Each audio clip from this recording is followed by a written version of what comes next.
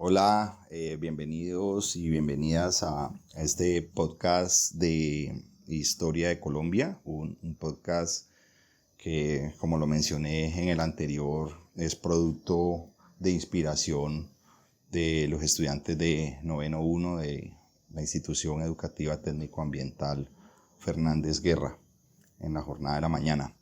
Como recordarán, o de pronto no sé si es este el que están escuchando, les recomiendo escuchen el número 1 porque ahí se plantean unas discusiones pues chéveres, como unos paréntesis. Voy haciendo unos paréntesis que no quiero profundizar por ahora, pero que precisamente lo que pretenden es que puedan contribuir desde ustedes, los que estén escuchando esto, cómo le vamos metiendo más elementos a la discusión para ir creando ahí como una cosa que sea más de pensamiento colectivo. Y son bienvenidos incluso los comentarios negativos y groseros, no me importa. Son bienvenidos. Pero sí, bueno, yo pido que ojalá sean respetuosos, pero entiendo si hay algún madrazo de por medio. Ojalá que no.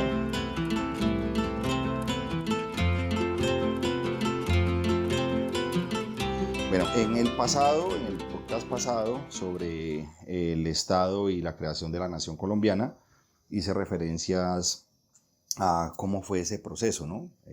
Cómo es el producto de un montón de gente mezclándose unos con otros, pero que sin embargo en esa creación de esa nación, a pesar de las mezcolanzas pues que nos estábamos dando y entendernos ahí, los unos con los otros, incluso con sentimientos de mucho afecto y también de mucha locura, de mucha violencia, prevaleció en esa construcción de esa nacionalidad colombiana unas castas, ¿sí? Prevalecieron unas castas que son derivados de colores, pensamientos, emociones, capacidades económicas y especialmente o casi que principalmente de penes.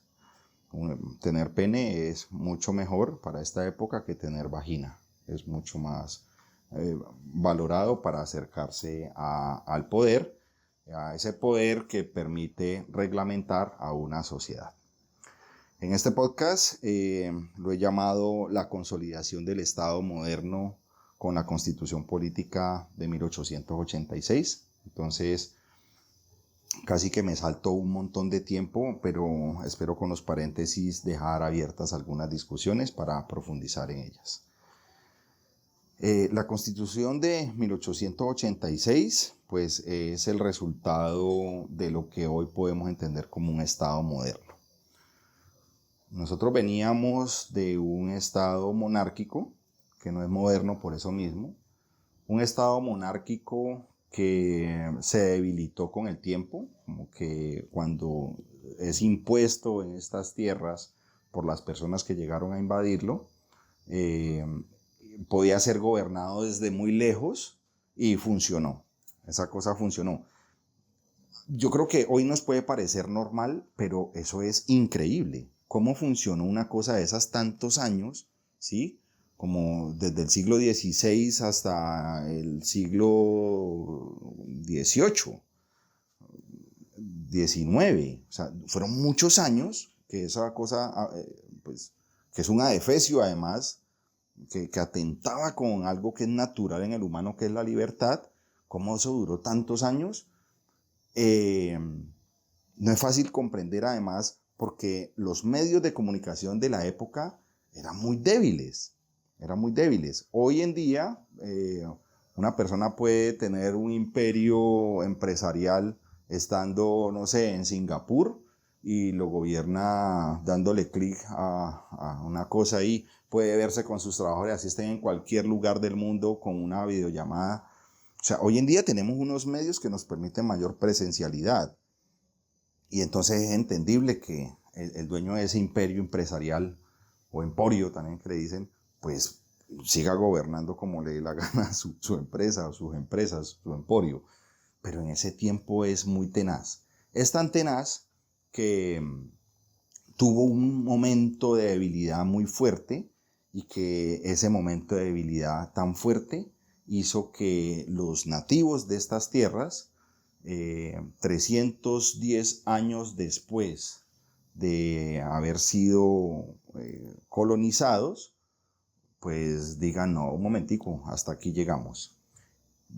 Eso tiene unos antecedentes, por supuesto, pero por lo menos la historia oficial reconoce que es 1810 el punto de partida de lo que hoy conocemos como la independencia de Colombia. Entonces vamos con este podcast y de nuevo les digo bienvenidos.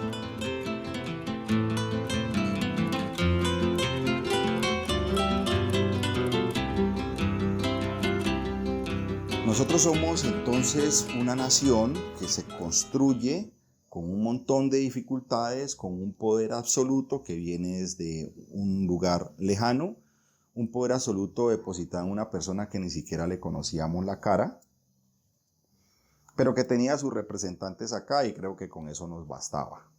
Creo que ahí también hay cierta complicidad, porque no es únicamente una persona en el poder, sino cómo ese poder político se distribuye en un grupo de personas que también habitan acá, que vinieron a vivir acá, que querían hacer su vida acá, que tuvieron sus hijos acá y sus nietos acá, que finalmente son cómplices para mantener ese andamio de poder que a pesar de lo débil parecía que era muy fuerte. Y eso tiene que ver quizás con una discusión sobre la conciencia de la obediencia. Los humanos, a pesar de que nos pretendemos libres y casi que nos hacemos matar por la libertad, también tenemos una partecita que parece que no nos gusta mucho la libertad y a veces como que nos gusta que otros nos digan qué es lo que hay que hacer. Eso quizás tiene que ver con esas vainas de uno no querer hacerse responsable de uno y poder echarle la culpa a otro, ¿cierto? Pues en ese tiempo, así como hoy, era lo mismo. Humanos que a pesar de que querían ser libres y se proclamaban como libres, pues también había muchos que les gustaba más bien estar mandados por otro, obedeciendo unas reglas que no necesariamente beneficiaban a su libertad.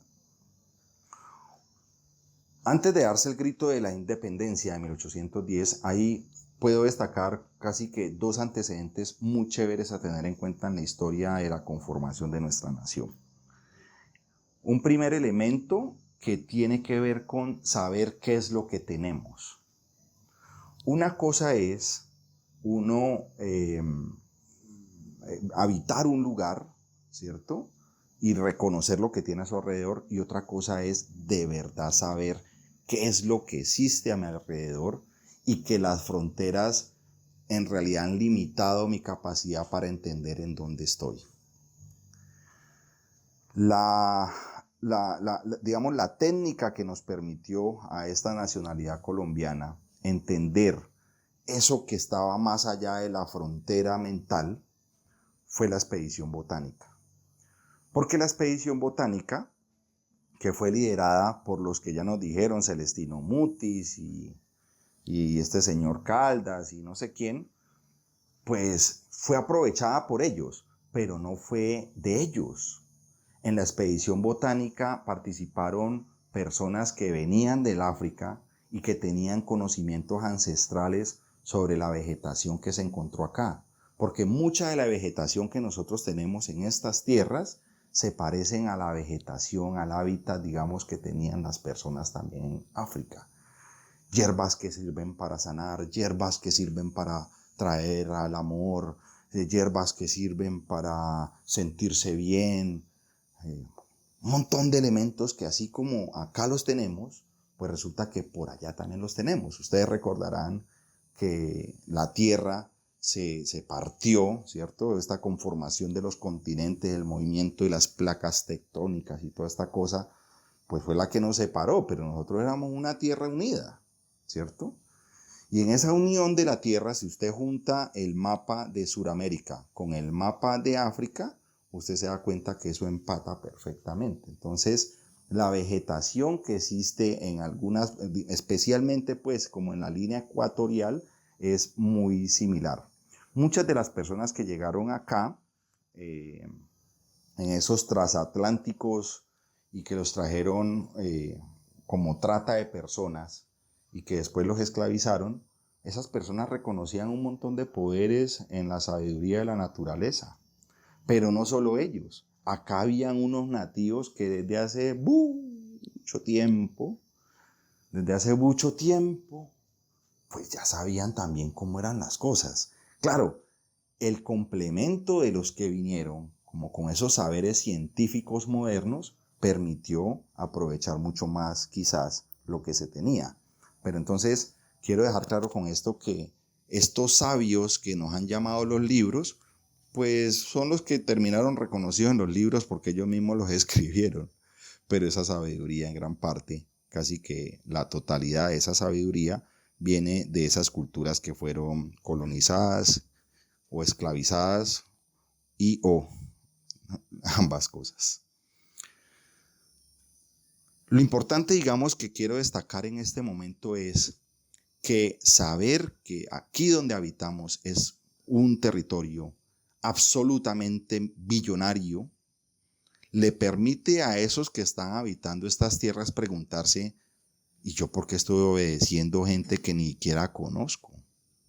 ¿Yo por qué tengo que estar haciéndole caso a alguien que ni siquiera ha venido a ver cómo es esto acá? Que más bien ese alguien lo que ha hecho es mandar a unos ahí para que por medio de la fuerza y la religión me dominen. Y entonces ese es un elemento muy importante de nuestra historia para irnos pensando un tipo de estado distinto, que ya no sea ese estado monárquico, sino que sea un estado pues que permita que las personas gocen de eso que llamamos libertad. Ese es un elemento muy importante, la expedición botánica.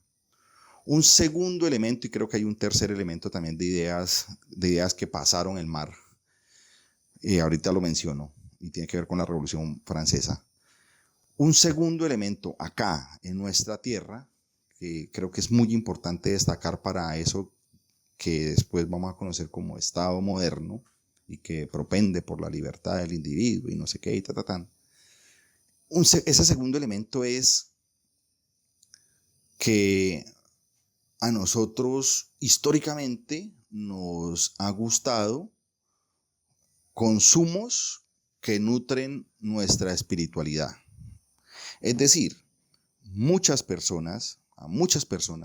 la mayoría de las personas adultas, y a veces ni adultas, a veces también menores, nos encantan las bebidas espirituosas que alimentan nuestras capacidades para desinhibirnos y para poder soportar nuestras realidades, para festejar o para llorar, para decir lo que yo quiera o para callarlo.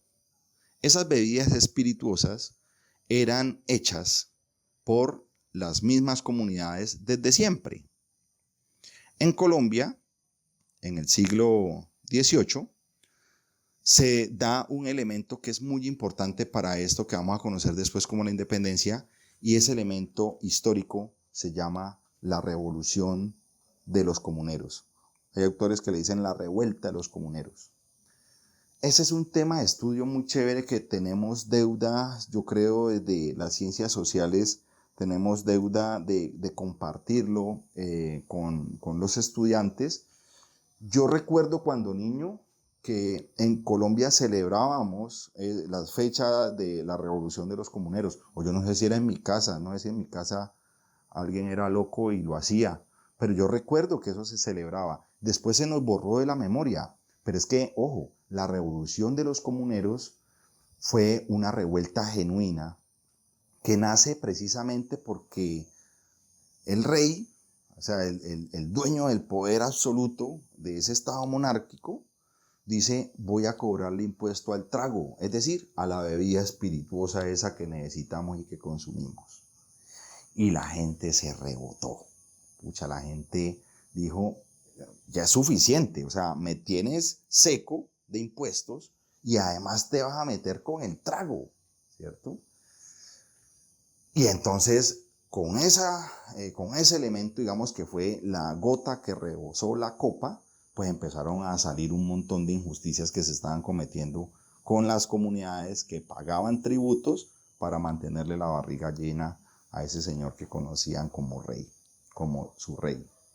De hecho, en esa revuelta de los comuneros se reconoce al rey, porque ojo, el rey no solo tiene poder político, también tiene poder espiritual y casi que afectivo, porque sus lacayos nos lo venden como una persona buena, es como un semidios, es una representación de Dios en la tierra. Entonces, en ese tiempo la arenga no decía 1, 2, 3, stop. Eso no lo decían. En ese tiempo lo que decían era que viva el rey y que muera el mal gobierno. Las comunidades en ese tiempo lo que entendieron es que el problema no venía de allá. O sea, no se comprendía en ese momento un estado monárquico absolutista, sino que lo que se entendía es que las personas enviadas por ese poder monárquico absolutista eran los que estaban haciendo las cosas mal acá, porque finalmente eran los que daban la cara. Ese es un paréntesis chévere de conversar después, porque esto de la revuelta o la revolución de los comuneros tiene unos liderazgos ahí invisibles de mujeres y hombres que terminaron pagando con la vida una cosa tan tenaz, y que hoy en día visitar esas tierras, uno siente, cuando uno reconoce esa historia, uno siente la energía, pero que en la práctica yo no lo vi en la vivencia, en el comentario de lo que eso significa. Lo que he sentido visitando esas tierras ha sido más, esas tierras del Socorro, de Santander, de toda esa parte de allá. Lo que uno siente es que se conserva la historia arquitectónica, pero poco se identifica la historia ideológica. Dejo ese paréntesis ahí cerrado para que lo podamos discutir en otra oportunidad. Ese es el segundo elemento. Entonces vamos, un primer elemento que es todo lo de la expedición botánica y todas estas cosas que no se le reconocieron a los que dieron los contenidos, y qué chévere hacerlo algún día, poder reconocerlo. Y dos, la revuelta de los comuneros, que no reconoció, digamos, la multitud popular que se rebeló y que se fue formando y que hizo marcha hasta Bogotá y no sé qué, y todo este cuento. No reconocieron el poder donde estaba, sino que le reclamaron a los lacayos del poder absolutista y monárquico. Es un elemento muy importante. Aquí en Colombia. Y hay un tercer elemento que no quería mencionar, pero que ahora lo reconozco como muy importante para esto que vamos a conocer como la independencia, y son ideas que vienen de afuera, y esto casi que empata con lo que estaba diciendo en el primer podcast. Nosotros en el estudio de lo social aún conservamos principalmente las tesis del pensamiento occidental europeo, y las tesis también gringas. En los últimos 50, 60 años, los Estados Unidos con su pensamiento pues han terminado como diciéndonos cómo se hace la comprensión de estas realidades. Entonces, nuestros métodos, incluso de investigación, muy pocos son propios y la mayoría más bien son apropiados, que eso me parece chévere porque el conocimiento es universal, pero lo que sí me parece tenaz es que aún conservamos un pensamiento eurocentrista y también gringocentrista, ¿cierto? Que en últimas, sea de donde sea, es un pensamiento occidental hegemónico. Y que ese pensamiento occidental hegemónico no nos ha permitido pensarnos nosotros mismos, desde nosotros mismos, con nosotros mismos. Ese es un corchete. Ese es un corchete que lo dejo ahí porque creo que es una tarea por realizar. Pelo largo, de ojos oscuros, como la noche, como la noche. Lo que quisiera en este momento entonces es retomar especialmente cómo esos pensamientos independentistas que vienen de diferentes lados, ¿cierto? Y que ese tercer elemento es la Revolución Francesa, donde los franceses se rebelan contra un poder hegemónico absolutista como el que nosotros teníamos, Ellos lo hacen como en 1700, a finales de 1700, fue como en 1780 y pico, creo. Eso casi que está muy cerca de la revuelta de los comuneros. Y resulta que los franceses se rebelan contra ese poder absoluto y en esa rebelión, pues, muertos, todo lo que quiera, hacen un montón de barbaridades, pues que fue lo que tocó hacer porque el poder absolutista monárquico tampoco lo iban a soltar así, pues ya nos rebotamos y tenga, sino que pues la gente se volvió como loca. Y eso es motivado por unas personas que vienen estudiándose la cosa desde hace rato, y es una clase social, producto principalmente como del comercio, y esa clase social que en ese tiempo era considerada como una clase social de gente paila, de burros con plata, hoy los conocemos o los reconocemos como burgueses, y que hoy ya no son burros con plata, sino que son los que imparten el poder hegemónico. Creo que ese paréntesis es bueno. ¿Cómo poder entender al burgués? ¿No? ¿Cómo poder entender a la burguesía? Y cómo poder entenderla yo desde Colombia en este momento. Y hay un ejemplo muy sencillo. Lo primero por decir es que esto de burgués viene de burgo. Burgo es como se le llamó a las ciudades comerciales, de comerciantes que quedaban ubicadas especialmente donde existen grandes puertos. La sociedad occidental moderna se desarrolla en los grandes puertos marítimos. Hagan de cuenta ustedes Buenaventura, hagan de cuenta Barranquilla, Santa Marta, incluso en La Guajira, Tumaco. Esas ciudades donde hay puertos es donde se desarrollan mayormente esas culturas, porque ahí es como que donde llega todo de todo, ahí llega todo de todo, y eso va permitiendo incluso un pensamiento mucho más amplio de las realidades, lo que le llaman más cosmopolita, y eso se introduce también en las sociedades, digamos, que están en el interior de los territorios, y va generando ahí unos lazos de comunicación con otras culturas y de ampliar las fronteras mentales. Esos burgos, y por eso digamos que esos burgos, no sé si a veces en las noticias ustedes pueden escuchar cuando le dicen al alcalde burgomaestre. Burgomaestre pues es la persona encargada de la administración del poder político y económico y social en Burgo, ¿cierto? Entonces cuando le dicen burgomaestre es haciendo remembranzas a esas épocas de la historia occidental europea. Nosotros podemos entender entonces que burguesía viene del apelativo que se le dio a esas personas encargadas de ese comercio. Los nobles de la época miraban al burgués como un personaje pailas, ¿sí? Porque ellos no eran personas estudiadas y no sé qué, sino que eran personas muy buenas para los negocios que empezaron a hacer mucha plata. O sea, el comercio da mucha plata. Si uno revisa, digamos, los tres sectores que han denominado en la economía, en la economía se distinguen tres sectores, ¿no? El primario, el secundario y el terciario. Si uno examina un poco cuál de los tres sectores da más billete desde las lógicas del mercado, digamos, capitalista, injusto, pues, ¿no?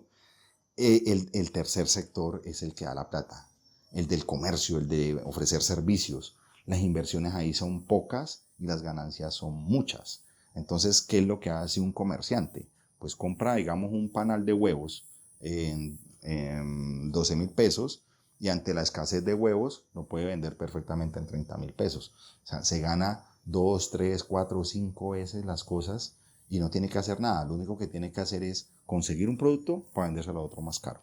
Así se desarrolló Antioquia, y ese es un paréntesis que podemos hacer algún día estudiando un poco los departamentos de Colombia, cómo nos desarrollamos las sociedades colombianas y cómo somos tan distintas por eso mismo, porque nuestros procesos de desarrollo son distintos.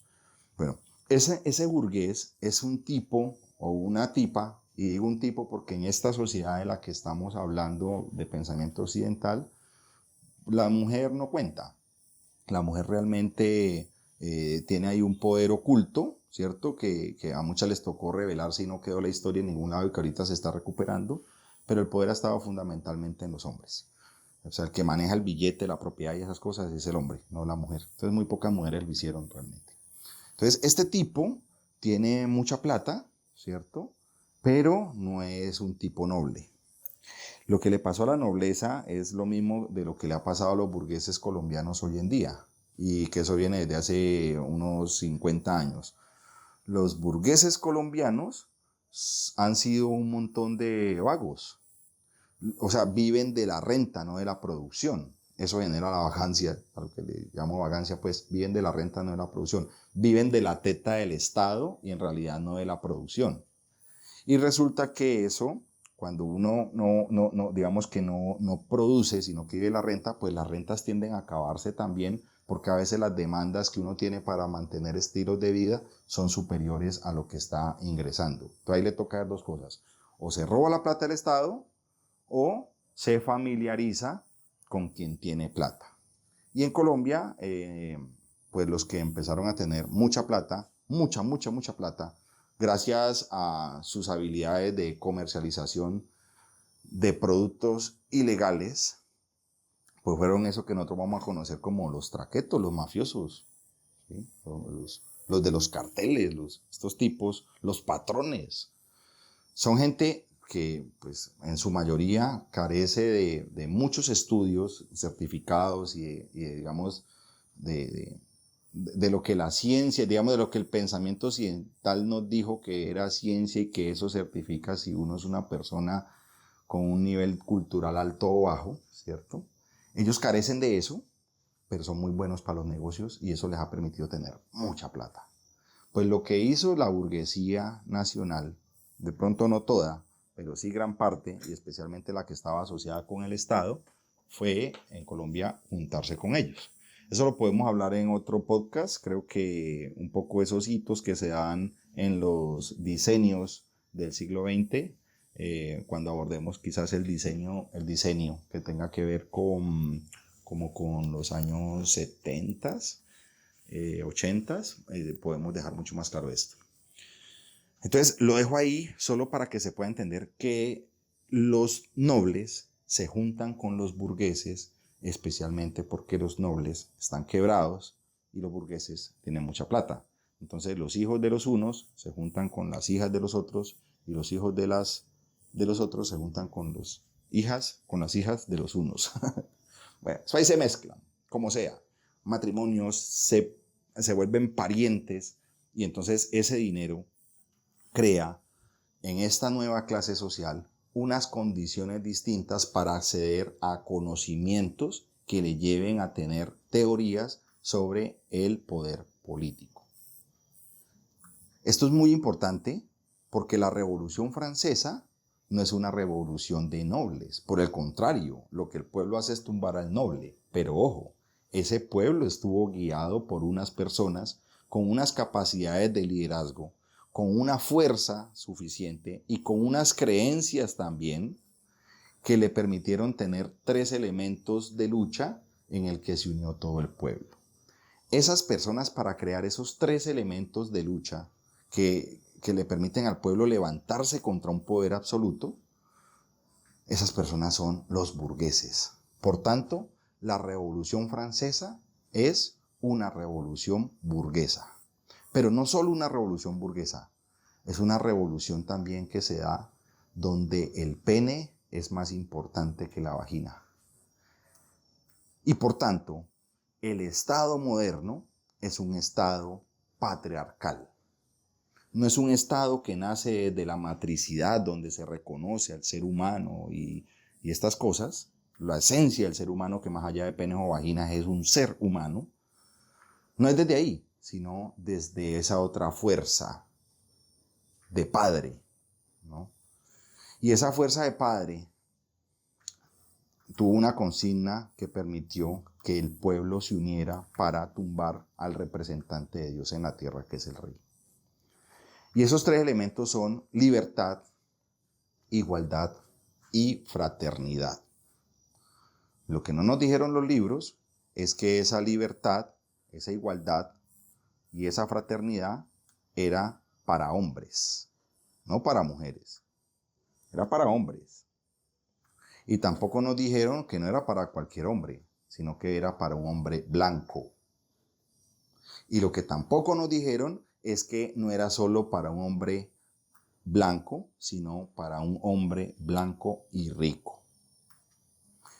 Esto es importante señalarlo porque la génesis de los movimientos hoy en día es importante la minucia para no llevarnos grandes desilusiones. El pueblo, a pesar de que acompañó toda esa movilización y que fueron los que finalmente pusieron la sangre para esa transformación del Estado absolutista, terminó siendo oprimido por el mismo que lo estaba guiando. Porque en su concepción era para un tipo de persona lo que se estaba buscando en esa Revolución Francesa. De pelo largo, de ojos oscuros, como la noche, como la noche. Es importante entonces señalar que los tres elementos que nos permiten, de algún modo, y quizás hay más, pero tres elementos que yo quiero destacar en este podcast, que nos permiten entender nuestro estado moderno con la Constitución del 86, son elementos que primero permiten una, entre comillas, independencia, que después es una independencia que se puede consolidar con muchos años de batallas impresionantes, ¿cierto? Y que solo hasta 1819, es decir, 9 años después de haber echado ese grito de independencia, 9 años después, podemos decir que realmente el ejército de ese poder absolutista monárquico se va de aquí. Creo que es importante señalar también en alguna oportunidad por qué ese ejército se vio tan débil, por qué ese poder más bien se vio tan débil cuando se da el grito de independencia. Y esa es una historia chévere de contar porque tiene que ver hasta con Napoleón Bonaparte. En este podcast, como estoy enfocado especialmente en llegar a 1886, quiero cerrarlo diciendo que llegar a esa constitución fue el producto de muchos intentos también, porque la independencia, al ser una movilización general de muchas promesas, pero también de muchos intereses para conservar la vida que los dirigentes tenían, pues generó muchas guerras civiles, generó muchas independencias internas también, y eso se traduce en nuestra historia en dos corrientes. Una que quería reconocer la autonomía territorial desde el federalismo y que pues pretendía en ese sentido también conservar el poder de la hacienda como fundamento de la economía territorial.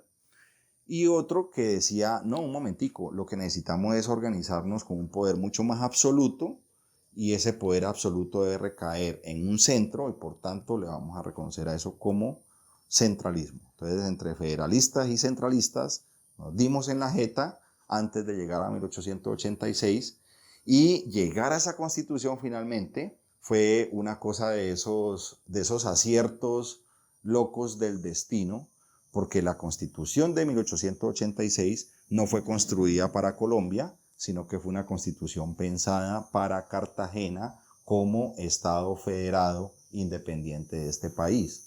De hecho, el himno de Colombia fue pensado para Cartagena y no para la nación. Lo que pasa es que en esas guerras que tuvimos civiles para poder imponer un pensamiento sobre el otro, ganó el pensamiento conservador de un señor que, habiendo sido liberal, se pasó al Partido Conservador, y más de buena Rafael Núñez, porque ganaron los conservadores, y entonces se impone para el país un Estado centralista con una constitución que es carta magna para todo el territorio nacional, y con un himno que empieza a identificarnos ahora sí un poquito como colombianos. Historia de penas grandes, de gente joven. Y con eso cierro este podcast.